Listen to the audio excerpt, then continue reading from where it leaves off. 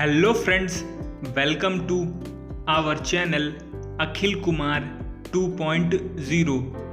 Today's we are going to learn and write 15 omnivorous animals name in English writing.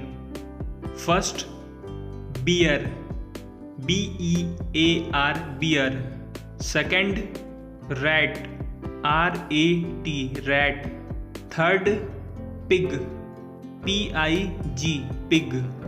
Fourth, monkey, M-O-N-K-E-Y, monkey. Fifth, dog, D-O-G, dog.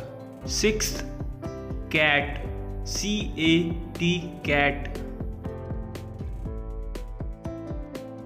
Seventh, chicken, C-H-I-C-K-E-N,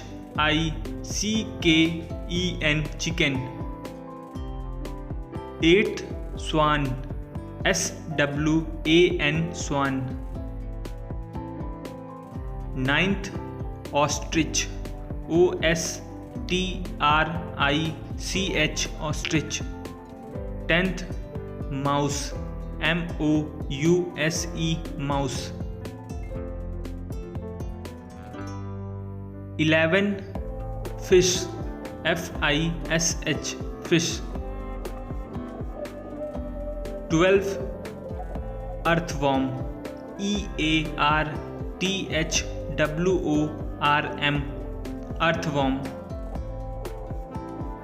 13, duck, D-U-C-K, duck.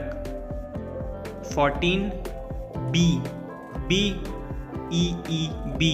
15, human being, H-U-M-A-N-B-E-I-N-G-S, human beings.